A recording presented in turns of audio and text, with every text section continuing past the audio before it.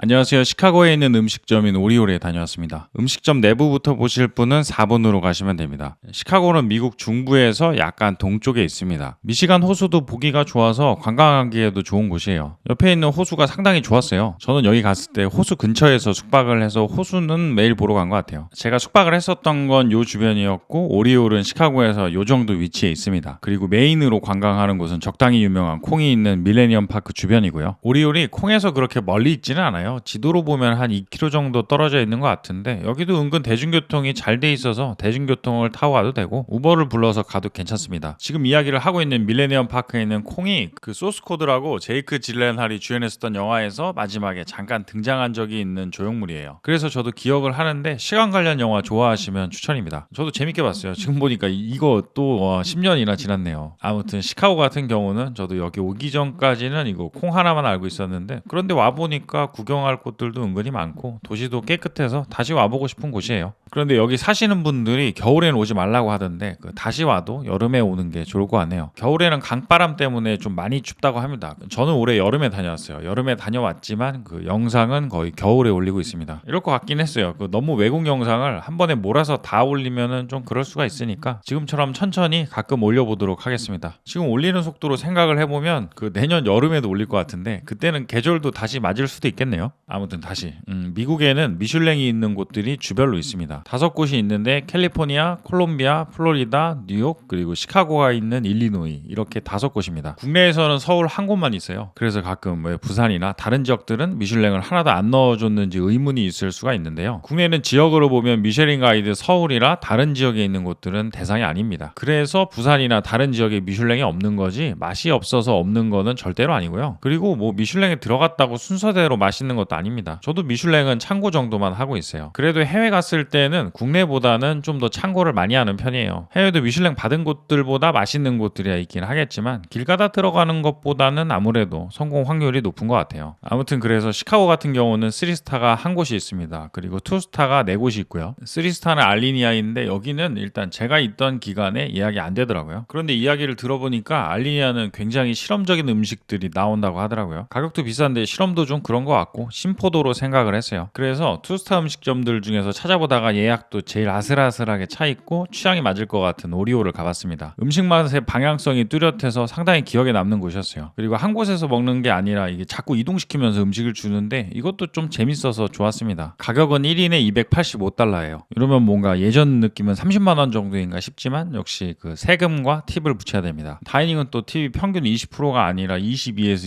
25라고 하니까 대충 23% 생각하고요. 시카고가 또 세금이 비싸더라고요. 10%가 아니고 11.7% 정도 됩니다. 그리고 이제 환율을 1,430원 정도 하면 56만 원 정도 하네요. 그래도 제가 갔었을 때는 1,300원 정도여서 저는 51만 원 정도였습니다. 그리고 와인 페어링이 2종류가 있었어요. 여기 서버분이 설명을 해주실 때 145달러짜리는 페어링이 좋다고 간단히 이야기를 해주셨고요. 275달러짜리는 설명을 길게 해주시더라고요. 오늘의 음식과 아주 멋지게 어울리는 훌륭한 와인들로 구성을 해봤다며 이야기를 하시는데 뭔가 설득당해서 이걸로 주문했습니다. 이것도 비슷한 텍스랑 팁을 거치면 50만 원 정도였고요. 그래서 어쩌다 보니까 인당 100만 원 정도가 나왔는데요. 맛있고 즐거운 식사였지만 그래도 가격은 곤란했습니다. 그래도 제가 가봤었던 곳들 중에서는 인테리어나 시스템이 제일 기억에 남는 곳이었어요. 이제 오리올에 도착했습니다. 저는 밤 9시 반에 도착했어요. 이게 뭔 일인가 싶은데 9시 반에 식사가 시작하는 예약이 있더라고요. 5시나 6시 반 정도에 한 바퀴 돌고 나서 한 번 더 돌리는 것 같았어요. 시간이 곤란하긴 하지만 술 마시고 자기 좋은 시간이기도 합니다. 그리고 이렇게 2바퀴를 안 돌렸으면 아마 예약을 제가 못하지 않았을까 싶어요. 처음에 들어가면 차고 같은 곳을 꾸며놨어요. 여기는 상당히 어두워서 영상의 밝기를 좀 많이 올려봤습니다. 간단한 웰컴티로 100차가 먼저 나와요. 이제 이 웰컴티를 마시면서 기다리면 온 순서대로 한 팀씩 들어가게 됩니다. 앞에 저분들 먼저 보내고 나서 저는 좀 더 기다리면서 차고 구경을 했어요. 이제 구경을 하고 있으니까 차고 문이 다시 열리고 저도 들어갔습니다. 첫 방문인지 기념일인지 물어보고 음식 이야기도 좀 해주시고요. 제가 갔었던 미국 음식점에서 가장 많은 말을 들은 날이 아닐까 싶은데 이런 부분이 좋긴 했어요. 단지 저는 영어를 잘하는 편은 아니라 영어 듣기 공부하는 느낌도 들어서 쉽진 않았습니다. 그래도 친절함이 잘 느껴져서 좋았어요. 한 곳에 앉아서 계속 먹게 되는 건 아니고요. 이동을 2번 정도 하면서 식사를 하게 됩니다. 처음에는 바에 있다가 그 다음에는 주방 그리고 마지막으로 홀입니다. 이런 식으로 이동하면서 먹는 거는 처음이었네요. 처음에는 바로 갔습니다. 바에서는 웰컴 음료를 한 잔 받았어요. 영어 듣기도 조금 하고요. 칵테일처럼 만드시길래 술인 줄 알았는데 알코올이 들어가 있지는 않았습니다.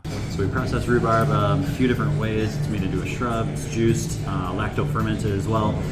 We introduce that to a little Sichuan syrup, so it's not going to be anything like Sichuan heat. 그리고 아까 이야기했었던 와인 페어링 메뉴판입니다. 오른쪽에 145달러, 왼쪽이 275달러였어요. 저는 왼쪽으로 주문을 했습니다. 이제 음식입니다. 첫 번째는 한입거리로 비프 타르타르가 나왔어요. 맨 아래에는 상당히 바삭한 크런치 같은 게 깔려 있고요. 위에 A5 와규로 만든 비프 타르타르가 올라가 있었어요. 맨 위에는 채소라고 해야 되나, 이거 풀이라고 해야 되나, 그 꽃잎도 몇 장 올려두고 장식을 했습니다. 소스에 버무린 육회 같은 타르타르는 상당히 괜찮았습니다. 맛도 잘 나고 바삭한 크런치랑 같이 있어서 식감도 좋았어요. 이것처럼 부드러우면서 바삭한 게 섞이는 느낌을 저도 좋아합니다. 두 번째 한입거리는 관자 초밥이라고 해야 되나요? 위에는 해초 같은 애들이 올라가 있고 중간에 가리비 관자가 들어가 있습니다. 아래에는 초밥밥이 있었고요. 김초밥 같은 느낌인데 이거는 그냥 그랬어요. 여기 초밥밥의 간이 그 초나 소금 간이 주라기보다는 단맛이 강한 편입니다. 국내로 생각을 해보면 스시 오마카세에서 먹는 간이라기보다는 그 판초밥에서 자주 볼 수 있는 간이라고 하면 비슷할 것 같아요. 이렇게 두 가지를 먹고 나서 이제 이동을 했어요. 두 번째 장소는 주방을 바로 바라볼 수 있는 곳이었는데요. 저는 여기가 상당히 좋았습니다. 대신 의자가 없어서 서서 있어야 되더라고요. 그래도 여기 있는 시간 자체가 그렇게 길지는 않아서 괜찮았어요. 그리고 나오는 샴페인. 이거는 페어링에 포함이 돼 있는 건 아니고요. 그냥 1인당 한 잔씩 기본으로 나오는 샴페인입니다. 주방은 이런 느낌이에요. 분위기도 좋고 관리가 잘 되어 있는 게 느껴졌어요. 주방 층고도 높고 깨끗합니다. 그리고 소리도 신경들을 쓰시는지 시끄럽고 그러지도 않았어요. 중간 바닥은 카펫이고요. 주방 바닥의 일부가 카펫이라니 이거는 관리는 쉽지 않을 것 같아요. 대신 이것 때문에 소음이 좀 더 잡히긴 하겠네요. 제가 지금까지 봤었던 음식점 주방 중에서는 저는 여기가 제일 멋있었어요. 데려와서 보여줄만 하다 싶네요. 이제 세 번째 음식은 푸아그라입니다. 브리오시 위에 상당히 부드러운 푸아그라가 올라가 있고 위에는 약간 말린 블루베리를 올렸어요. 요거트 같은 소스랑 야채가 그 위에 있고 맨 위에는 금박을 상당히 많이 뿌려뒀습니다. 식용금은 보기에 좋아서 사용하는 것 같은데 맛이 느껴지는 것도 아니고 이게 뭔가 굳이 저거를 먹을 필요가 있나 싶어서 저는 식용금을 그렇게 좋아하지는 않습니다. 들고 먹으면 손에 자꾸 묻기만 하고요. 푸아그라는 상당히 부드럽고 맛은 많이 강하지는 않은 편이었어요. 그래도 풍미는 잘 살아있었고요. 양도 좀 많았습니다. 말린 블루베리나 소스도 단맛이 좀 강한 편이라 푸아그라랑 같이 맛있게 먹었습니다. 주방에서는 음식이 이거 하나만 나왔어요. 이제 주방에서 테이블로 이동을 하고 이제부터는 계속 테이블에 앉아서 먹었습니다. 홀 테이블 배치가 상당히 마음에 들었어요. 일단 테이블이 넓은 것도 좋았고요. 저런 식으로 느긋하게 떨어져 있는데 뭐라고 하는지 잘 들리지도 않을 정도로 다른 테이블들이 좀 멀리 있더라고요. 들려도 뭐 영어를 안 들었을 것 같긴 한데요. 상당히 편했습니다. 그리고 이거는 이날 제가 마지막으로 먹고 나서 사람이 없을 때 찍었던 홀 영상입니다. 이쪽에 테이블이 8개가 있었네요. 그리고 이거는 오리올 팀에서 주셨던 손글씨 축하 편지예요. 처음에 차고에서 입장할 때 그 혹시 무슨 날이냐고 직원분이 물어보셨거든요. 그래서 5주년 기념여행 중이다라고 했더니 만들어 주셨습니다. 이런 거 하나가 기분 좋게 만드는 부분이 있는 것 같아요. 이제 첫 번째 와인 페어링입니다. 그리고 테이블에서 나오는 첫 번째 음식. 칼루가 캐비어는 나오면 좋은 거니까 맛있게 먹었습니다. 캐비어 오른쪽에는 상당히 산미가 강한 토마토가 있었고요. 아래 소스는 계란 노른자랑 레몬 베이스 소스고 녹색은 토마토 덩굴로 만든 오일입니다. 앞에 바랑 주방에서 음식이 3개 정도가 나왔지만 뭐 걔네들은 그냥 한입거리들이었고요. 이게 테이블에서 먹는 첫 번째 음식인 건데 신맛이랑 짠맛이 강해서 이런 애들은 처음에 먹으면 좋은 것 같아요. 페어링도 샴페인이라 캐비어랑 같이 먹기에도 잘 어울렸어요. 그리고 이거는 일행이 남겨준 캐비어. 캐비어를 그렇게 좋아하지는 않는 일행이라 같이 다니기에 상당히 괜찮은 사람이에요. 예전에는 성게도 안 좋아해서 좋았는데 이제는 그거는 먹기 시작해서 좀 그렇긴 한데요. 아직까지는 장점이 더 많은 일행인 것 같습니다. 이거는 그 다음 페어링 술이고 그 다음 음식은 푸아그라랑 버섯들입니다. 까맣게 보이는 거는 트러플이고 다른 버섯은 송이버섯이에요. 그리고 아래에는 푸아그라가 있습니다. 위에 부어주는 소스는 치킨이랑 버섯 베이스에 생강도 조금 들어가 있는 것 같았는데 상당히 짜더라고요. 처음 먹었을 때는 당황할 정도로 짰는데 그래도 먹다 보니까 약간은 괜찮아졌어요.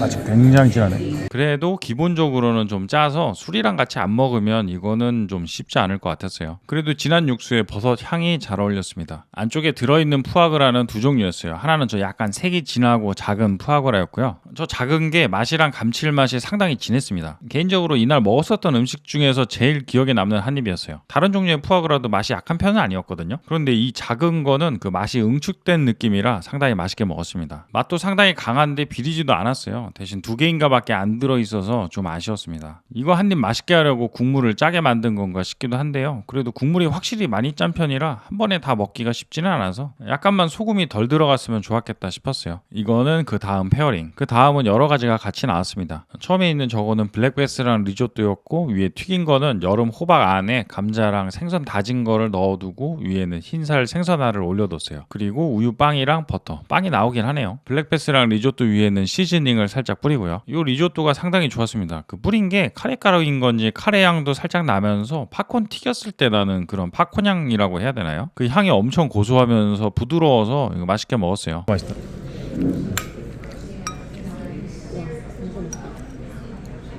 미쳤네.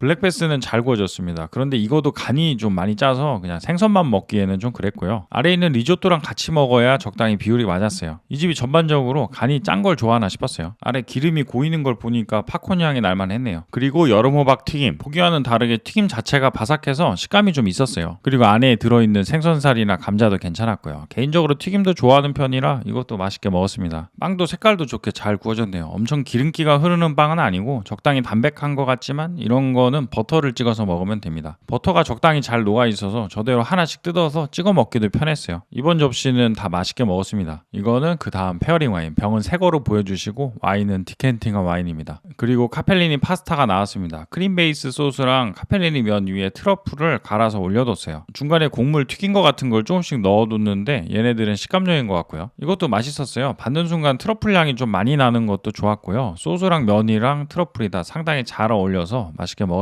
단지 이것도 약간 간이 좀 있었어요. 일반적으로 미국 식당이 간이 강한 편인 거는 알고 있었는데 여기는 심심한 간 좋아하시는 분들한테는 추천하면 안 될 것 같은 간이었어요. 이날 같이 갔었던 일행보다는 제가 약간 더 짜게 먹는 편이었는데요. 일행은 전반적으로 여기가 좀 많이 짜다고 하더라고요. 생각해보면 아까 버섯 푸아그라도 짜고 블랙베스랑 이것도 좀 간이 있고요. 제가 그나마 자주 갔었던 뉴욕 쪽 식당들이랑 비교를 해도 여기는 좀 간이 있긴 했습니다. 그래도 간이 있다는 거지 맛이 없다는 거는 아니었고요. 소스도 맛있어서 빵으로 설거지도 조금 했습니다. 이제 메인전에 나오는 페어링 레드와인, 아까랑 비슷하게 디켄팅을 하고 나서 서빙이 됩니다. 메인은 A5 와규 스테이크가 나왔어요. 미국에서 뿌리 와사비 가는 모습을 볼 줄은 몰랐는데 그 서버분이 뿌리 와사비를 앞에서 갈아주셨어요. 그리고 스테이크 위에 주드보 같은 소스랑 버섯이 같이 들어있는 소스가 올라갑니다. 와사비를 고기 위에 살짝 발라주시는데 저는 저거보다는 좀 더 많이 받았으면 좋았겠다 싶었어요. 그런데 더 달라고 하기가 힘들어서 그냥 먹었습니다. 그릇도 좀 뜨겁고 스테이크 온도도 적당해서 좋았어요. A5라는 거는 와규 등급인데요. A는 소를 잡았을 때 그 나오는 고기 양이 많으면 A 등급이고 적으면 C 등급. 그리고 1부터 5가 이거는 지방이 많냐, 그 색이 좋냐 그런 것들을 보는 거래요. 5가 지방이 제일 많은 애들입니다. 지방이 많다고 맛있다는 건 아니지만 등급은 그렇네요. 생각해보면 한우도 비슷하긴 하죠. 아무튼 그래서 A5라고 하는 거는 한우 툭불 같은 거라고 생각하면 편할 것 같아요. 이 스테이크는 맛은 있었는데요. 그 양이 좀 적었다라는 느낌입니다. 크게 먹으면 거의 한 입일 것 같은데 한 번에 먹으면 또 아까우니까 와인 안주로 먹는다는 느낌으로 먹었어요. 한 덩이는 더 나와야 되는 거 아닌가 싶은데 안 주네요. 여기는 한 끼 가격이 비싼 곳이라 같이 나온 야채까지 다 먹었습니다. 이날 저는 남긴 게 없었어요. 이제 고기를 먹고 나서 메인 디저트가 나오기 전에 셔벗이 나옵니다. 이거 메뉴 이름이 락인데 바위 같아 보이긴 하네요. 베르가모 셔벗 위에 뭔가 여러 가지가 자잘하게 많이 올라가 있어요. 식용꽃이랑 롱간이라고 베트남 열대과일도 있고요. 뭔가 질감이 다양해서 독특했습니다. 이제 다시 페어링은 샴페인입니다. 디저트는 검은깨 수플레가 나왔어요. 그리고 그 위로 서버분이 프랑스 우유치즈를 부어주세요. 그게 안으로 수플레를 적당히 녹이면서 안으로 들어갑니다. 식감도 상당히 부드럽고 먹었을 때 단맛도 잘 나서 저는 수플레를 좋아해요. 이렇게 치즈를 부어서 먹으면 약간 치즈 풍미랑 같이 짠맛도 느껴지는데 이게 단짠거리는 거라 맛있죠. 남기기가 쉽지가 않은 것 같아요. 마지막 페어링으로는 아이스 와인이 나왔습니다. 아이스 와인은 달아서 마무리로 한 잔 마시기 좋은 와인이에요. 이거 뒤로 나온 디저트는 루바브로 만든 셔벗 비슷한 애들입니다. 여기도 꽃잎이랑 박하잎도 올리고 이래저래 많이 뭔가를 올려뒀어요. 딱 봤을 때는 이게 뭔가 싶은데 먹어보면 신맛이 상당히 강했어요. 그리고 초콜릿이 마지막으로 나와서 같이 먹었습니다. 이동하면서 먹었던 시카고 오리올, 상당히 기분 좋게 식사하고 왔던 곳이에요. 돌아다니면서 먹는 것도 처음이었고요. 두 번째 장소인 주방이 깔끔하면서도 인테리어가 멋있어서 기억에 많이 남았습니다. 엄청 여러 명이 요리를 해도 소음도 그렇게 크지 않더라고요. 그리고 직원분들이 친절하시면서 친근하게 말씀을 하시다 보니까 영어 공부하는 느낌이 들어서 쉽지는 않았는데 기분은 좋았어요. 음식도 맛있었고요. 일부는 간이나 그 방향성이 제 취향이 아닌 것들이 있긴 했는데요. 맛있던 건 아직도 기억에 남는 것들이 있어서 다시 가고 싶은 곳입니다. 다시 가고 싶지만 아마 그 시카고에 가게 되면 여행객 입장에서는 여기를 매번 오는 게 아니니까 다른 곳에 가게 되긴 하겠죠. 그렇지만 그래도 상당히 인상이 깊었던 곳입니다. 긴 영상 시청해 주셔서 감사드립니다. 좋아요나 구독해 주시면 조금 더 아주 많이 감사드리겠습니다. 알림도 부탁드리겠습니다.